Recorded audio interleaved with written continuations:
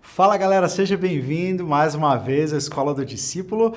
Você sabe, eu sou o Yuri Breder e a gente está aqui toda semana falando sobre a Bíblia, sobre Jesus, sobre estudo bíblico e estamos agora numa jornada na primeira carta de Paulo aos Coríntios. Hoje nós vamos entrar no capítulo 10 dessa carta, significa que a gente já passou da metade da carta, né? Mas é um assunto, é a continuação dos assuntos das aulas passadas, então eu tenho certeza que você vai gostar.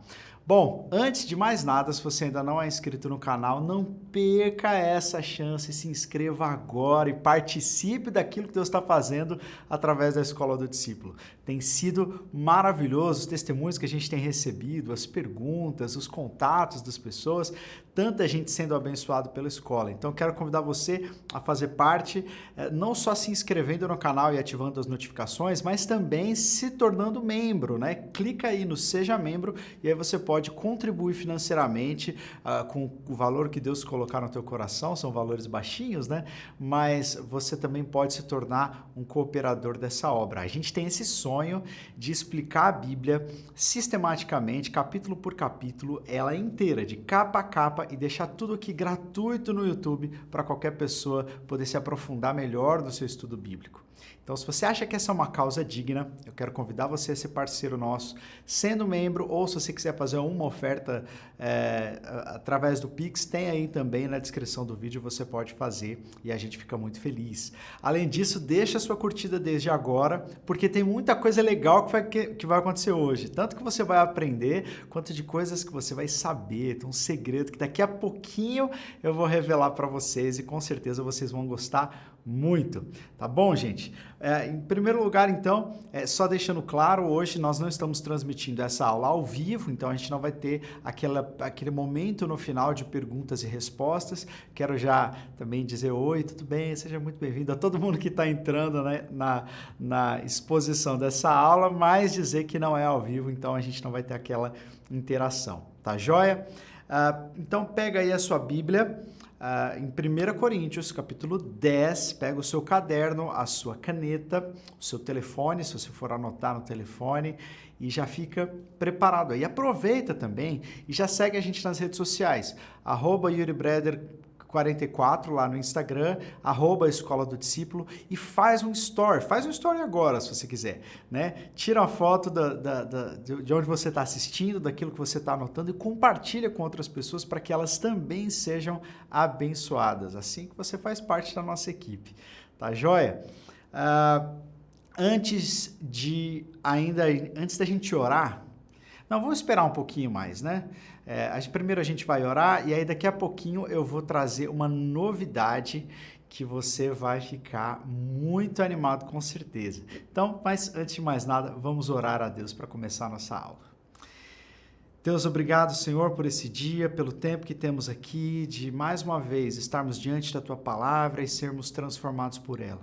Deus, que as verdades que estão aqui neste texto, que o Senhor revelou e inspirou para serem registradas, elas possam ganhar vida diante dos nossos olhos e nos abençoarem, nos tornando mais parecidos com Jesus. O nosso desejo, a nossa motivação é que o Senhor seja glorificado em tudo que fazemos, que a nossa unidade, que o nosso amor de uns para com os outros seja esse testemunho público do Senhor que nos governa. Essa é a nossa oração, nós agradecemos em nome de Jesus. Amém. Amém. É isso aí. Bom,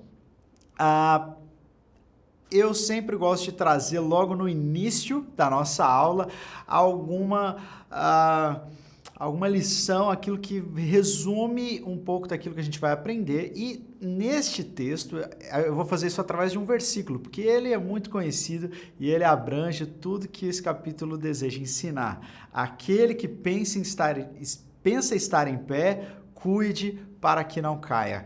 Quem já ouviu essa advertência aí de alguém, de pai, de mãe? Olha, cuidado, aquele que pensa que está em pé, cuide para que não caia. Essa é a advertência que esse texto traz para nós, porque está tentando nos levar à reflexão e nos tirar uma posição de orgulho, daquele que pensa que está em pé, aquele que pensa que sabe tudo, aquele que pensa que já, não é, já desvendou a sua fé, não, aquele que pensa que é demais. Essa pessoa tem que tomar cuidado para que não seja uma vítima do seu próprio orgulho. O orgulho derruba a gente e derruba aos montes. Então, cuide do seu coração para que você também não se torne uma vítima dele. Quais são alguns assuntos importantes nesse capítulo? Eu dividi mais ou menos em 3 partes. Ele começa com advertências da história de Israel para nós, ele faz também advertências contra a idolatria e depois volta a falar sobre a liberdade de consciência. Eu vou me reservar ao direito de não entrar em todos os pormenores desse capítulo, porque, se você lembrar na aula passada, eu disse que os assuntos tratados aqui pelo apóstolo Paulo formam praticamente quase como um sanduíche, né? Ele começa com esses assuntos de carne sacrificada a ídolos em templos pagãos, lá no capítulo 8. Aí no capítulo 9 ele dá o exemplo dele como uma pessoa que tem direitos, tem liberdade, mas ele é tão servo de Deus e dos outros que ele sacrifica os seus direitos e a sua liberdade para não escandalizar ninguém, para não trazer nenhum problema na igreja. Então, isso é o capítulo 9. E agora, no capítulo 10, ele vai trazer essas advertências e vai finalizar o pensamento que ele já começou no capítulo 8. Então, se você ainda não assistiu às aulas 8 e 9, assista, porque aí vai fazer mais sentido. E aí eu vou passar um pouco mais, sabendo que você já aprendeu esses conceitos, eu vou passar um pouquinho mais rápido. Mas o texto, então, versículos 1 a 4, começa com essas advertências. Paulo diz: Irmãos, não quero que vocês se esqueçam do que aconteceu muito tempo atrás, quando os nossos antepassados foram guiados por uma nuvem que ia diante deles e atravessaram o mar. Na nuvem e no mar, todos foram batizados como seguidores de Moisés. Todos comeram do mesmo alimento espiritual e todos beberam da mesma água espiritual, pois beberam da rocha espiritual que os acompanhava, e essa rocha era Cristo, certo?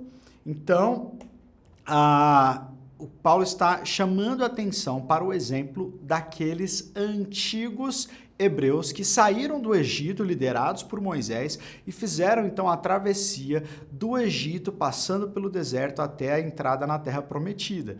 A gente está fazendo uma exposição, o Felipe está fazendo um excelente trabalho às quartas-feiras falando sobre este tempo, né? Vocês já passaram da travessia e agora estão entrando na Terra Prometida.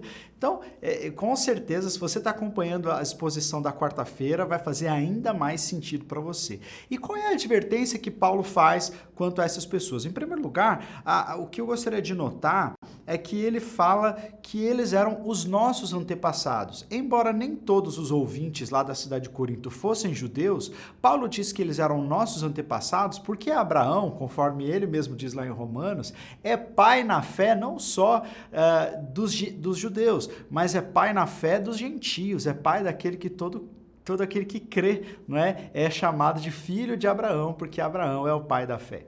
Então, eles eram nossos antepassados, foram nossos antepassados também, meus e seus. Isso é muito legal, quando a gente olha para a história bíblica, a gente não está olhando para pessoas que estão completamente distantes de nós e que não tem nada a ver com a gente. Pelo contrário, são da nossa família, são nossos antepassados, têm lições para nos ensinar e nós devemos aprender com eles. Só que aqui Paulo está trazendo algumas lições de coisas que eles fizeram errado e que a gente precisa ter cuidado. Ele diz, em primeiro lugar, que todos eles foram batizados como seguidores de Moisés. Como assim? Teve batismo lá naquela época? Não. Ele fala que eles foram batizados na nuvem e no mar. O que isso quer dizer? Quando ele fala da nuvem, é porque lá naquela época nós sabemos que havia uma nuvem que os acompanhava durante o dia. Uma nuvem que fazia com que o calor e a luz do sol fossem toleráveis para todo aquele povo. E essa nuvem era o sinal visível da presença de Deus com eles. Era o milagre divino da manutenção da aliança, do cuidado de Deus com eles. E ser batizado no mar, não é porque eles foram batizados no mar, não, é porque todos eles passaram pelo Mar Vermelho quando o mar se abriu, que foi uma outra experiência milagrosa que mostrava que Deus tinha uma aliança com eles e que Deus então os estava abençoando. Paulo está dizendo então, em suma, é o seguinte, olha, os nossos antepassados, todos eles passaram pelo Mar Vermelho, todos eles viram aquela nuvem, então eles estavam debaixo do favor de Deus, eles faziam parte do povo da aliança, eles comeram do mesmo alimento espiritual. Que alimento espiritual é esse? Ele está falando não só do maná que caiu dos céus, né? Dessa porção diária de comida que Deus enviava do céu para que eles comessem, mas existe um outro alimento do qual eles comiam, que é a própria lei de Deus, né? Muitas vezes no Antigo Testamento a gente vê essa referência para com a lei, de que a lei ela é o nosso alimento, ela nos sustenta. Então, eles comeram do mesmo alimento espiritual porque estiveram ali no Sinai, receberam os 10 mandamentos, receberam o maná que caía do céu e beberam da mesma água espiritual. E existe uma água aí que a gente se lembra que é a água da rocha de Meribá, né? Ele diz, pois beberam da rocha espiritual que os acompanhava. E essa rocha era Cristo. Lembra daquela rocha? Quando os israelitas estavam assim, com muita sede e foram reclamar para Moisés. Moisés, então, bate o cajado ali na rocha e aquela rocha começa, então, a trazer muita água para as pessoas, virou uma fonte de águas ali e as pessoas beberam dessa água. Paulo faz essa menção a essa rocha e a essa água, mas ele fala de uma água espiritual também, que com certeza tem a ver com esse amor de Deus e o sustento de Deus durante todo aquele tempo. Quando ele diz que a rocha espiritual era Cristo, não quer dizer que Jesus se materializava numa rocha e ficava andando atrás deles onde quer que eles fossem. Apesar de que, depois o Felipe pode explicar para vocês, havia naquela época uma compreensão de que isso realmente acontecia, né? Que havia uma rocha misteriosa que os acompanhava quando eles estavam lá. Mas essa rocha prefigura Cristo, não é? Essa rocha é aquele que dá a salvação, né? Através da água que sai de dentro de si. E a gente se lembra da crucificação de Jesus e quando Jesus foi ferido no seu lado, que jorra água, né? Alguns intérpretes antigos da igreja primitiva falavam, olha, está aí a rocha de Meribá, que quando foi ferida no seu lado, jorrou água e água da vida, né? Essa é uma fala de Orígenes. Então, é muito interessante que Paulo aqui está dizendo, basicamente, trouxe bastante informações aqui, né? Mas o que ele está dizendo, olha, gente, esses eram os nossos antepassados, eles faziam parte do povo da aliança, eles viram milagres e não só viram, mas participaram dos milagres, eles comeram e beberam de coisas milagrosas. Eu resumi mais ou menos assim, algo para a gente entender melhor. Para os israelitas, ser batizado em Moisés significava que eles eram membros do pacto que Deus havia feito com o seu povo. O pacto está lá em Êxodo 24. Moisés serviu como mediador desse primeiro pacto, que se tornou obsoleto, que perdeu o seu valor. Mas Cristo é o mediador do novo pacto.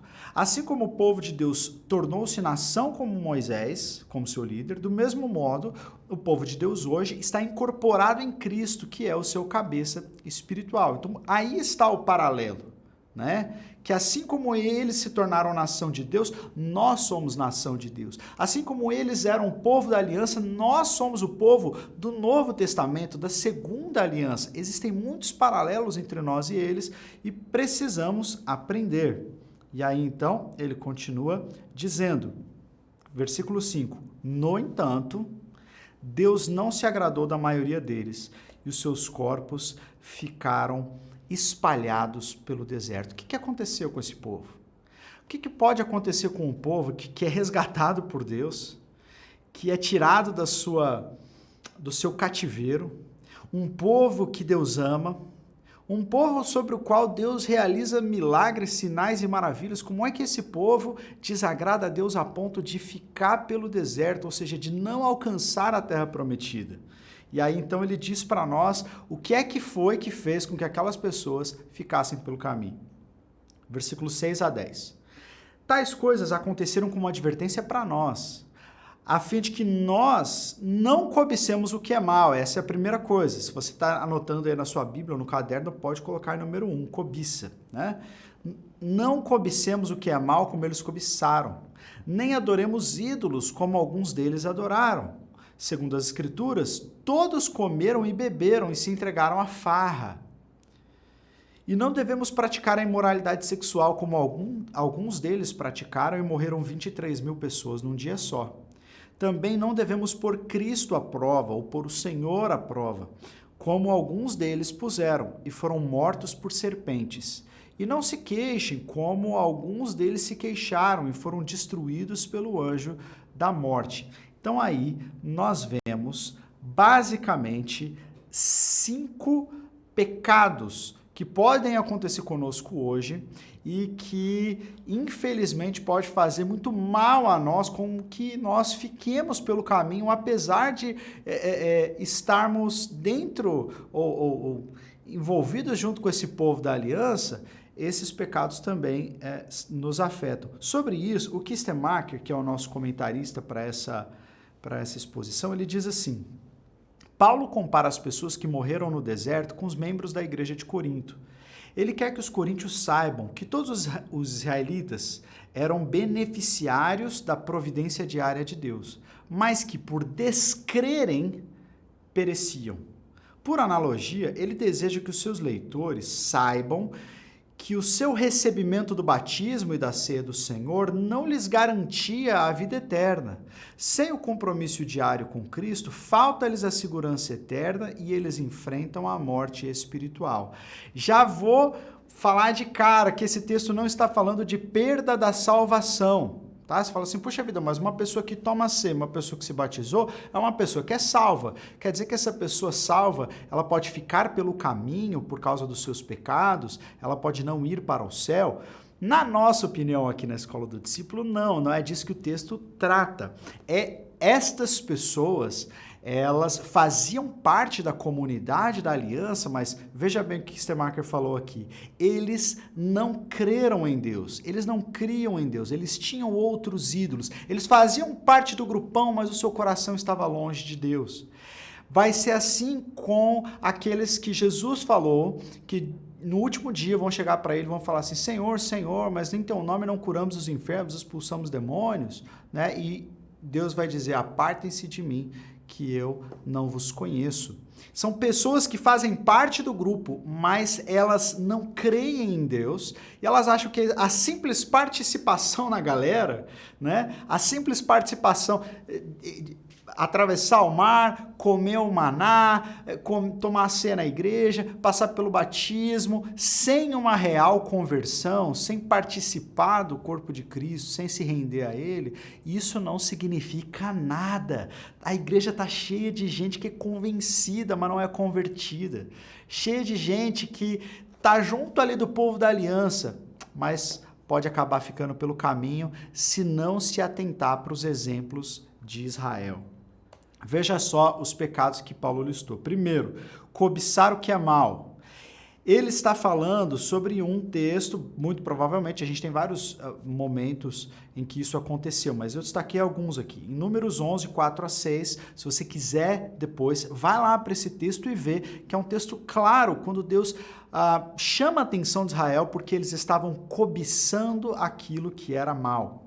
Fala também da adoração de ídolos, lá em Êxodo 32, a gente se lembra do bezerro de ouro, né? E eles fizeram o bezerro de ouro, adoraram aquele ídolo e caíram na farra. É engraçado, né, como que Deus coloca junto da idolatria, como Paulo coloca junto da idolatria os pecados de bebedice e de se entregarem a orgias e bebedices, né? Isso acontece no contexto da adoração de outros ídolos.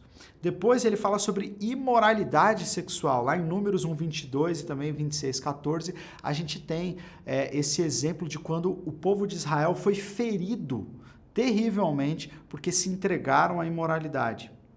Depois ele fala de colocar Cristo à prova. Numa outra ocasião, lá em Números 21, 4 a 9, quando eles estavam se queixando com Moisés, do porquê que eles estavam ali, e ali então eles foram atacados por serpentes abrasadoras, e aí pediram perdão. Deus falou com Moisés para que fizesse uma serpente de bronze e levantasse no alto do acampamento, e todas as pessoas que fossem picadas por aquelas víboras, ao olharem para a serpente de bronze, estariam então completamente curadas. Então é desse episódio que Paulo está falando. Eles colocaram Cristo à prova e por causa disso morreram. E o último pecado é a murmuração ou a queixa. Nós vemos essa queixa lá em Números 14, quando eles vão espiar a terra, né? E quando eles, diante do relatório ruim que alguns espias deram, o povo começou a se queixar e murmurar e falar assim: poxa, Deus nos trouxe aqui para a gente morrer na mão desses inimigos, era melhor ter ficado no Egito. E murmuraram, e por causa disso também não entraram na terra prometida. Por que Paulo diz isso tudo para nós? Versículos 11 e 12. Essas coisas aconteceram a eles e nos servem como exemplo. Foram escritas como advertência para nós que vivemos no fim dos tempos. Portanto, se vocês pensam que estão de pé, cuidem para que não caiam. Novamente ele está abordando, e eu quero que você resgate um pouquinho do que você aprendeu nas últimas aulas. Ele está mostrando como que o orgulho precede a queda.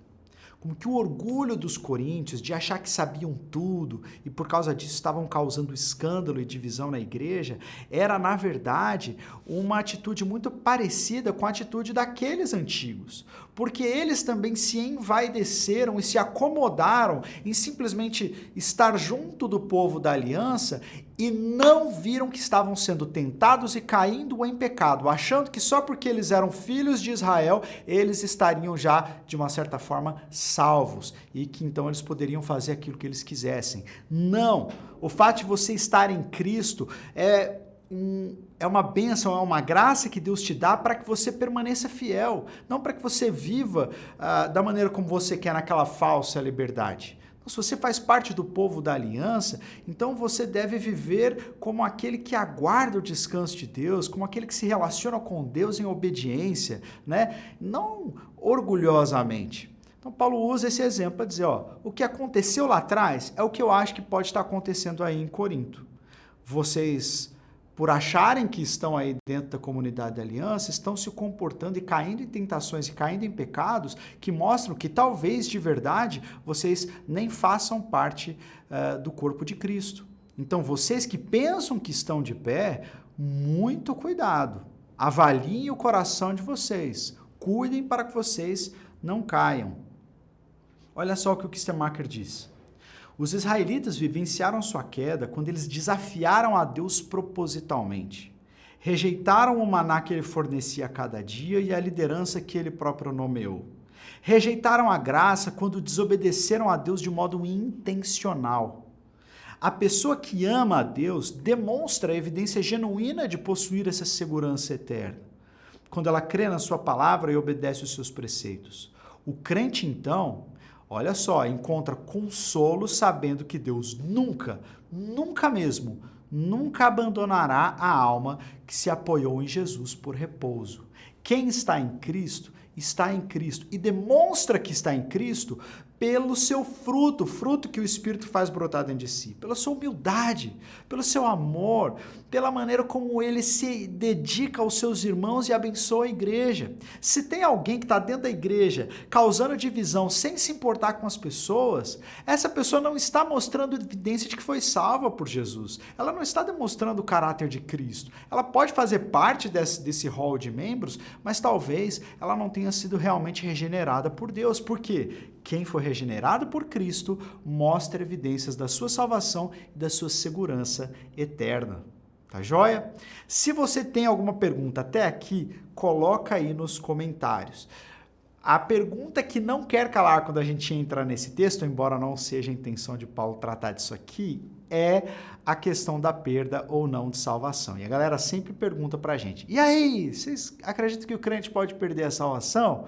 Nós aqui da Escola do Discípulo, porque somos de uma linha de teologia mais reformada, cremos que não, cremos que a salvação ela é um dom gratuito de Deus e o próprio Senhor a assegura. Se nós não fomos salvos por causa das nossas obras, não podemos ser dessalvos por causa das nossas obras, não é verdade?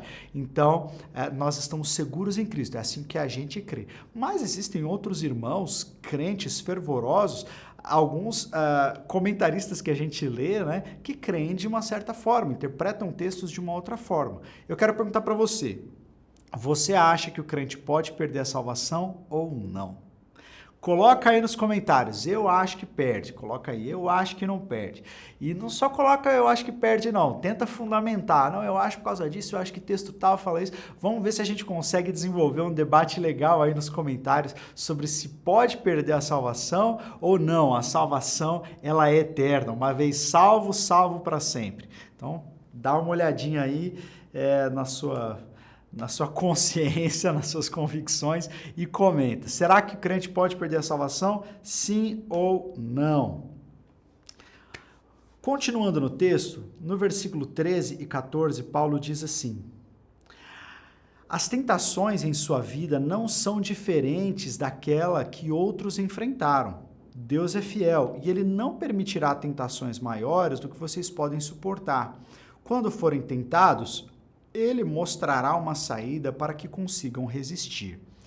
Portanto, meus amados, fujam do culto aos ídolos, Fujam do culto aos ídolos. Deixa eu explicar o porquê que eu entendo que Paulo colocou, ele escolheu finalizar essa parte da argumentação dessa forma.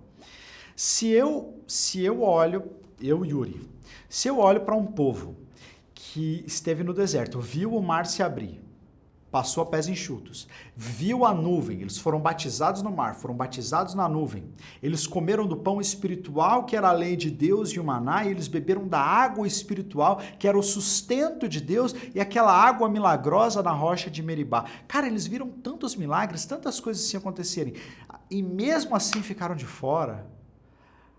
Sabe qual que é o meu sentimento, humanamente falando? Cara, é muito difícil.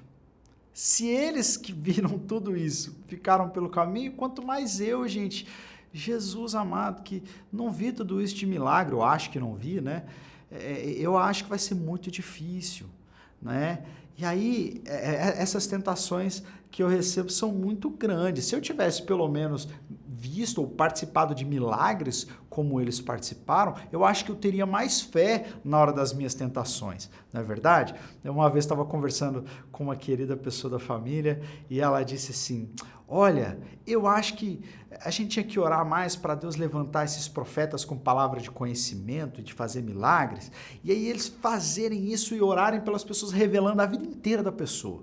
E Deus fazendo milagre à torto e à direita, assim, sabe? Curando milhares de pessoas, porque daí as pessoas não iam ter como não acreditar em Deus. E eu respeito o sentimento dessa pessoa, mas eu falei para ela, olha, quer um povo que viu mais milagres do que o povo que saiu do Egito e estava indo para a Terra Prometida? E nem isso garantiu que eles crescem em Deus, não é? Então, às vezes a gente acha que se a gente viver uma vida mais sobrenatural, vendo mais milagre, as tentações vão diminuir ou a gente vai ficar mais forte diante das tentações. Sem dúvida nenhuma, tudo aquilo que Deus faz na nossa vida, que é testemunho da graça e do poder de Deus, nos ajudam na nossa vida. Mas o que ele está dizendo aqui é o seguinte, olha, as tentações na sua vida não são diferentes daquela que aqueles enfrentaram. Em matéria de tentação, é pau a pau, não é? Deus é fiel. Ele não permite que você seja tentado acima da tua capacidade de resistir. Mas sempre que tiver uma tentação, procure por uma saída, porque ela vai estar lá, né? Ela vai estar lá. Deus providencia uma saída para que vocês consigam resistir. Então, quando o pecado da cobiça, ou a tentação de cobiçar, a tentação de murmurar, a tentação de se entregar à imoralidade, a tentação de ver aquilo que não devia na internet, a tentação de mentir, a tentação de se voltar contra Deus, a tentação de abandonar tudo, tentação de abandonar a igreja, tentação de abandonar a família, tentação seja ela de qual ordem for. Quando essas tentações aparecerem, calma, respira. Porque junto com a tentação, Deus também está enviando uma porta de saída. Você precisa apurar os seus olhos, os seus ouvidos, para perceber, no meio da tentação, onde está o seu livramento. Em todos os momentos que você estiver sendo atacado de todos os lados, você pode fechar os seus olhos. Você pode falar, Senhor, o meu coração te pertence. E aqui eu estou numa redoma de proteção do teu Espírito Santo. E eu sei que eu tenho poder no Senhor para resistir às tentações. Essa é a porta de saída. A porta de saída é a tua relação com Deus. É o teu amor por Ele. É o poder do Espírito Santo. É isso que te permite vencer tentações, mas você não vai vencê-las se você não estiver atento a essa porta de escape no meio da tentação, não é? Então, é muito interessante que Paulo usa isso para dizer, olha, assim, olha, vocês vão conseguir. Mas ele conclui dizendo, portanto, ou seja, eu disse tudo o que eu disse até aqui para dizer para vocês, meus amados, fujam do culto aos ídolos. Por que Paulo está falando para eles fugirem do culto aos ídolos? A gente deixou muito claro na aula do capítulo 8 que o assunto começou com alimentos sacrificados a outros deuses e não com culto aos ídolos. As duas coisas estão separadas. Você podia comer uma carne que havia sido sacrificada num templo, que estava sendo servida numa festa, ou sendo comida, né, por pessoas de outra religião, pagãos e tal, e não tinha problema nenhum comer daquela carne. E não tem, ele vai reforçar isso de novo. Mas Paulo está dizendo o seguinte, que por conta da liberdade de alguns de comerem a carne sacrificada aos ídolos, eles estavam começando a se aproximar de um limite muito perigoso, que era não só de comer a carne sacrificada a ídolos, mas de participar de cultos a outras divindades, cultos a demônios. E é isso que Paulo diz que nós não devemos fazer. Então, comer uma comida que foi sacrificada a um ídolo, é muito diferente de prestar culto a um demônio. Você pode fazer um sem fazer o outro, mas pode ser que as duas coisas estejam acontecendo simultaneamente também. E alguns cristãos estavam participando, estavam levando a enésima potência, né? A sua liberdade à enésima potência, dizendo, já que eu estou em Cristo, eu vou participar lá daquele culto, eu vou comer a carne sacrificada durante o culto, a carne que é prestada em culto. E aí Paulo diz, isso vocês não devem fazer, porque aí vocês estão participando de algo idólatra. Então, eu falei, lembra do docinho do Cosme e Damião? Né? Falei da canjica da festa de São João, ou do acarajé que você foi comer numa viagem que você fez à Bahia, mas eu não estou falando de você entrar num lugar onde aquilo está sendo oferecido em culto e você participar do culto e então se alimentar juntamente com todas as outras pessoas como se fosse uma ceia. Aí está errado. Então, se você está numa festa de São João, como acontece em muitos lugares do Brasil, onde é de fato uma festa em honra, uma festa idólatra, de adoração a alguém, então é muito perigoso. Agora, existem outras festas caipiras e tal, que carregam esse estigma aí de serem de São João, mas não são festas religiosas propriamente dito. Então, quando a gente está falando de cultos e festas religiosas, Paulo diz, olha, vocês não devem participar dessas coisas. Casamentos, outras festas, festividades civis, não tem problema o alimento que eles oferecerem lá. O problema é você participar de cultos. O Kistemacher, ele diz assim... Esse é um slide que passou. 1 Coríntios 10, 16, 17. Paulo diz assim, quando abençoamos o cálice à mesa, nós não estamos participando do sangue de Cristo? Aí ele está falando da ceia, né? Quando nós nos reunimos para a ceia na igreja e nós abençoamos o cálice, nós não estamos participando do sangue de Cristo? Aquilo não é um ato de culto? Sim. E quando partimos o pão, não estamos partindo do corpo de Cristo? Isso não é um ato de culto religioso? Embora sejamos muitos, todos comemos do mesmo pão, mostrando que somos um só corpo. Então, versículo 19. O que eu estou tentando dizer? que a comida oferecida a ídolos tem alguma importância ou que os ídolos são deuses de verdade? De maneira nenhuma. Então, Paulo não está se contradizendo. Ele explica: estou dizendo que estes sacrifícios são oferecidos a demônios e não a Deus. Eu não quero que vocês tenham parte com demônios. Vocês não podem beber do cálice do Senhor e do cálice de demônios. Não podem participar da mesa do Senhor e da mesa de demônios. Então, quando ele fala cálice do Senhor e mesa do Senhor, ele está fazendo referência à ceia, que é um ato de culto que acontece dentro de um momento de culto. Consegue entender? Desse nós participamos. Isso é tão sério que o próprio Paulo, em 1 Coríntios, no capítulo seguinte, ele vai dizer que aquele que come desse pão e bebe do sangue sem discernimento, come e bebe para a sua própria condenação. Por quê? Porque isso é um ato que tem significado, tem sentido, é um ato de culto. E aí, quando ele fala de beber do cálice de demônios e da mesa de demônios, por analogia, ele não está falando de uma festa qualquer ou de simplesmente da comida. Ele está falando de um ato cultico realizado dentro de um espaço de culto num momento de culto. Tá ficando claro? Tá ficando claro, Felipe? Que uma coisa é uma coisa, outra coisa é outra coisa? Só o fato dele fazer essa analogia de pão e mesa de pão, sangue e mesa do Senhor, e pão e mesa dos demônios, mostra que o que ele diz para a gente não participar é de outros cultos, de outros sacrifícios, ok? Que aí é a mesa dos demônios. E aí, então, ele explica ele chega a essa conclusão, né? Explica com as palavras mais claras que a gente vai encontrar aqui no capítulo, versículos 27 e 29. Se um descrente os convidar para uma refeição, não é para um culto. Aceitem o convite se desejarem. Comam o que lhes oferecerem sem questionar nada, por motivo de consciência. Mas se alguém lhes disser, essa carne foi oferecida a um ídolo, então não a comam, por respeito à consciência da pessoa que os avisou. Talvez não seja uma questão de consciência para vocês, mas o é para outra pessoa. Volta lá no capítulo 8, que eu falei bastante dessa questão de consciência. Paulo está dizendo, se você souber que a carne foi sacrificada a ídolo e foi convidado por um pagão, um descrente, lembra que eu falei que são 3 consciências a considerar aqui?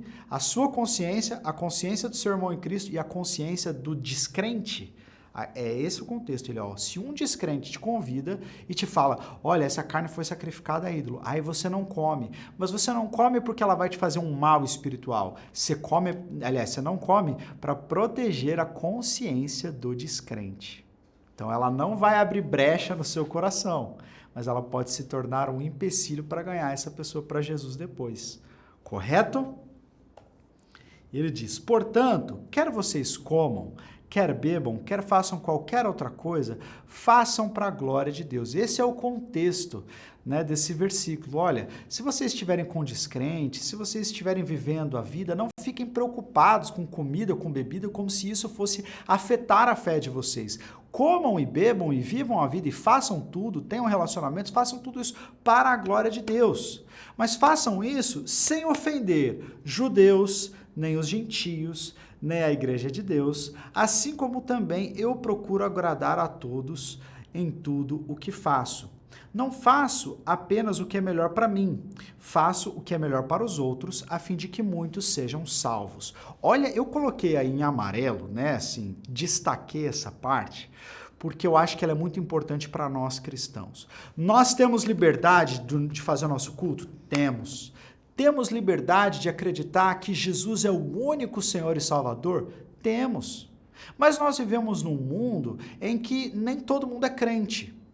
E nós devemos viver a nossa vida para a glória de Deus sem ofender judeus ou gentios, nem a igreja de Deus. Bom, de uma certa forma, isso é quase que impossível, porque para algumas pessoas, só o fato de você dizer que o cristianismo é uma religião exclusivista, que a verdade está aqui e os outros deuses são falsos, isso já é motivo para muita discussão e algumas pessoas se ofendem com isso. Mas no que você puder, viva a sua vida de maneira a atrair as pessoas a Cristo e não a afastá-las. Lembra que eu dei o exemplo de uma pessoa que veio falar comigo e falou assim, Ah, pastor, eu estava passando num cruzamento lá numa rua, de noite, madrugada, e ali eu vi um trabalho, né, de feitiçaria feito por alguém lá, tinha pipoca, pinga, um monte de coisa lá. Eu peguei e chutei. Você acha que eu abrir uma brecha? Eu falei assim, não acho que você abriu uma brecha, mas eu acho que você não deveria ter feito isso. Não era necessário fazer isso. E aí, olha só, algumas pessoas me perguntaram sobre isso. Ah, por que você acha que não deveria ter chutado? Aquilo é uma obra de feitiçaria, uma obra a outros deuses. Sim, mas de uma certa forma, apesar de eu ter a minha convicção, aquilo é um ato de culto de uma pessoa. Aquilo não me afeta. Aquilo não afeta ninguém. Então, mas se é um ato de culto de uma pessoa, você deve, por causa da consciência da pessoa, ser o mais respeitoso possível. Isso não quer dizer que eu vou lá e fazer o mesmo trabalho, vou fazer uma obra de feitiçaria, que eu vou participar do culto da feitiçaria para atrair as pessoas. Não, mas eu não vou buscar ser desonroso desnecessariamente com a expressão da fé das outras pessoas. Eu vou tentar proteger a consciência delas, ok? Para que a gente possa aproximá-las de Cristo. Paulo fala exatamente isso. Eu não faço o que é melhor para mim, eu faço o que é melhor para os outros, a fim de que muitos sejam salvos. Então, sair chutando, a gente já teve, né, um pastor evangélico que chutou uma imagem que é venerada em uma outra expressão religiosa e achou que ele estava na liberdade de fazer aquilo. Péssimo, não era necessário, não precisava. Não é? A gente tem que fazer não aquilo que é bom para nós, mas aquilo que vai ajudar a salvar as outras pessoas. Então, é um ótimo começo respeitar as suas expressões de fé, sejam elas quais forem, tá?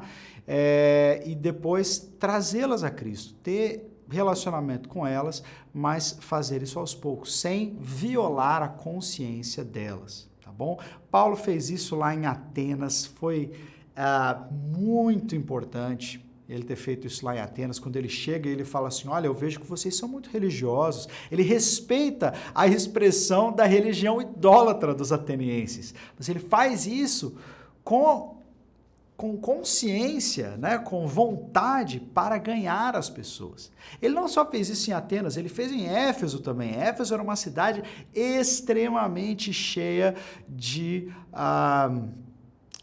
esoterismo, né? E de feitiçarias, e de cultos de mistério, e a gente não vê Paulo chegando nos lugares e chutando as coisas. As pessoas, de uma certa maneira, até voluntária, quando se converteram, fizeram uma fogueira e queimaram tudo aquilo ali. Deu até um problema, né? Paulo talvez diria assim, gente, não precisa queimar, só joga fora, né? Se desfaz de alguma forma, só não chama atenção para isso, porque senão isso vai violar a consciência dos outros, como violou a consciência do Demétrio lá. Mas glória a Deus, né? Glória a Deus. O que eu estou querendo dizer é que Paulo nunca usou como modus operandi a ofensa, a sua liberdade, num estilo de pregação que fosse tão pouco faltar com a verdade, porque ele denunciava os falsos deuses. Ele faz isso no final do discurso em Atenas, ele faz isso lá em Éfeso também, mas ele o tempo todo está sacrificando a sua liberdade para poder ganhar as pessoas, né? Sabendo que aquilo que acontece, que não é culto, se eu não estou me envolvendo num culto de adoração a um Deus, então eu tenho liberdade de consciência para ter relacionamentos e atrair essas pessoas a Cristo. Certo? Para finalizar, Paulo exorta os coríntios a viverem a vida para a glória de Deus, a serem positivos sem serem ofensivos, e até nas atividades diárias de comer e beber, e a exaltarem a bondade e a graça de Deus. Não podemos glorificar a Deus a não ser que a nossa vida esteja em harmonia com Ele e seus preceitos. Nada em nossa conduta deve obstruir o reflexo da glória de Deus em nós. Isto é, em tudo que fazemos e dizemos, por mais insignificante que seja, o mundo deve poder ver que somos povo de Deus. Exaltar a glória de Deus deve ser o nosso propósito principal nesta vida terrena. Olha só que fechamento, né, que o Kistemaker dá. Tudo que nós fazemos deve ser um reflexo da glória de Deus em nós. E que a gente deve viver a nossa vida positivamente, mas não ofensivamente. até nessas atividades diárias de comer e beber. Isso acontece, gente, eu acho que é super apropriado falar sobre esse texto, porque nós estamos vivendo um momento político no Brasil bastante difícil. Eu não estou querendo migrar a situação aí, mas quando a gente fala de idolatria, eu acho que tem alguns pontos de contato aí com o nosso capítulo, sim. Mas eu quero falar da postura dos cristãos nesses dias. Como é que nós temos defendido a nossa verdade? Como é que nós temos exercido o nosso direito de resposta ou a nossa liberdade de expressão? Mas é a minha liberdade de expressão, eu vou falar o que eu quiser. Se você é crente, não. Eu entendo que um iluminista, que um ateu, que uma outra pessoa que não conheça Jesus, não tenha se entregado por ele, creia dessa forma. Não, todo poder emana do povo, vamos lá. Não, para mim todo poder emana de Deus e eu sou servo dele. E a minha vida deve refletir a glória dele. Então, embora eu tenha liberdade de expressão, possa me expressar como cidadão, eu vou fazer isso da maneira mais branda, mais respeitosa, mais amável possível. Ah, mas pastor, se você falar assim, ninguém fala assim, ninguém vai te ouvir se você falar assim, você tem que responder à altura, né, dos caras. Não, eu tenho que responder à altura de como Jesus fala.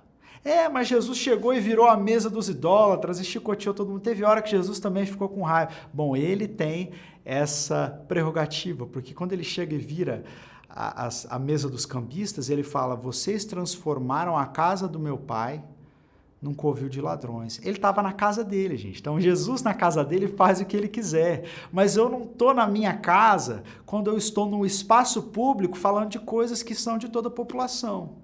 É triste ver cristãos usando técnicas de discurso e liberdade de expressão para serem ofensivos e violarem a consciência das pessoas que eles mesmos querem alcançar. Eu fico imaginando as pessoas que ouvem os truculentos da internet, né? E aqui eu estou chamando a atenção dos cristãos, porque é para nós essa palavra. Como é que essas pessoas que ouvem os truculentos da internet vão depois sentar para ouvir uma mensagem sobre amor, sobre salvação, que essas pessoas vão pregar nas suas igrejas? Ela falou assim, mas não era a mesma pessoa que estava chamando todo mundo de filho do diabo porque vota em A ou B, ou isso ou aquilo? Gente, a nossa liberdade está restrita ao amor pelas pessoas. A maneira da gente falar, da gente se comunicar, a maneira da gente viver entre as pessoas que não são da nossa fé, deve ser também uma maneira respeitosa a fim de não violar as suas consciências. Nós não vamos participar do que elas fazem. Não vamos participar das suas idolatrias, sejam elas religiosas, sejam elas políticas, sejam elas quais forem. Não participaremos da idolatria, mas precisamos ter cuidado para que a gente não caia nessa nossa presunção de liberdade, presunção de que a gente sabe tudo, presunção de que eu tenho a verdade, presunção de que isso e aquilo, e na verdade eu estou agindo de uma forma totalmente diferente como Cristo agiria. E assim eu mostro que ele talvez não esteja em mim. Então isso é muito perigoso, é muito importante, e esse conselho de Paulo em 1 Coríntios 10 cabe certinho para a gente hoje aqui, em vésperas de eleições do Brasil em 2022. Né? Bom, terminando esse assunto, né? Nós terminamos, vamos entrar agora no capítulo 11, ele vai continuar falando um pouquinho sobre a ceia do Senhor, mas agora ele vai trazer mais instruções sobre o culto, como que deve acontecer o culto. Então a gente fecha esse assunto, que é de carne ou comidas sacrificadas a ídolos e os limites da nossa liberdade. Né? Nós que somos de Deus, estamos em Cristo, temos que entender que a nossa liberdade não é a liberdade que o mundo prega de fazer, de falar, de agir como quem bem entende, mas é uma liberdade que está restrita pelo amor a Deus e o amor às pessoas. Então nós vamos viver no mundo para a glória de Deus, atraindo pessoas a Ele. Certo? É isso aí. Essa é a nossa conclusão da aula de hoje. Espero que você tenha gostado muito da aula. E eu tenho uma surpresa. Falei no começo da aula que eu tinha uma surpresa para mostrar para vocês. Chegou a hora da surpresa. Rufem os tambores. Em setembro vai estrear o primeiro episódio da nova série documental da Escola do Discípulo. Se liga aí e assiste o trailer. Será que é plausível acreditar em Deus? Existem evidências que apontam para sua existência? As pessoas acreditavam que, conforme a ciência fosse trazendo outras respostas acerca da vida e do universo, a necessidade de crer em Deus diminuiria. A ciência hoje em dia sabe muito bem como toda a matéria foi feita. Mas a grande pergunta é, como é que isso tudo começou e por que é que isso é assim, da forma como é? Nós acreditamos em muitas coisas fundacionais para a vida humana e para o funcionamento humano, para as quais não existe uma evidência. Se a vida não tem sentido e não tem um sentido último, o que isso me cobra? Como isso me cobra viver? Faz sentido que eu tenha filhos? Faz sentido que eu continue vivendo? Se Deus existe, por que o cristianismo seria verdadeiro e as outras religiões seriam falsas? A fé não está num constante conflito com a ciência? Como nós lidamos com o problema do sofrimento? Qual o significado da vida? Essas são as grandes questões que nos assolam, as grandes questões da vida. A mais nova série documental da Escola do Discípulo.